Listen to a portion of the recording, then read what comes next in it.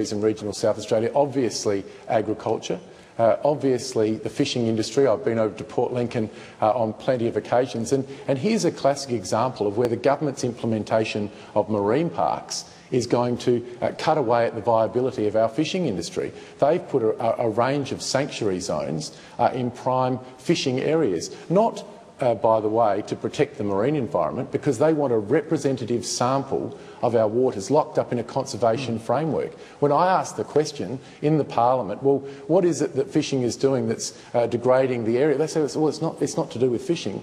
Fishing is not the problem. It's just that we want to lock this up in a conservation framework. Now, these sort of decisions are cutting away at the viability of our economic development in regional South Australia.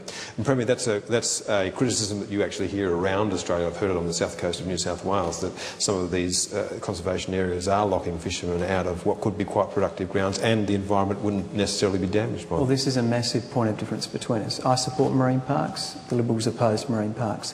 And I make this prediction. Once they're fully up and running, what will happen is that the fish that are actually farmed, because you can actually still catch fish in marine parks, they're multi-use marine parks, they will be marketed as having been caught in marine parks.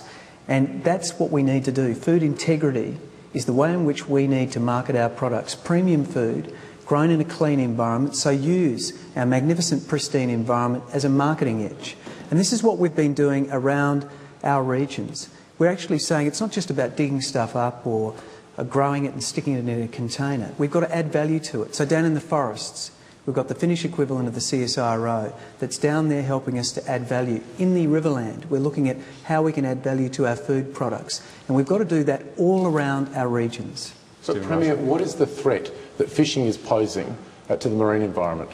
You obviously don't understand marine parks. Marine parks are about ensuring that what we do is the multiple insults, whether it's people using their boats that drag in petrol or leave behind ropes, or bringing in exotic species, all of those things can actually destroy pristine environments. You only need to look at the Gulf of St Vincent to see what happens after 30 years of combined insults to a natural environment. We've got beautiful West Coast that we can protect forever, and we should do it now before it's destroyed. Well, but this argument just doesn't hold, and I'll tell you the reason why. I'll tell you the reason why this argument doesn't hold, and that is because these environments described by the Premier, described by the Department as pristine marine environments, are environments in which fishing currently coexists. This has nothing to do with threats to the marine environment.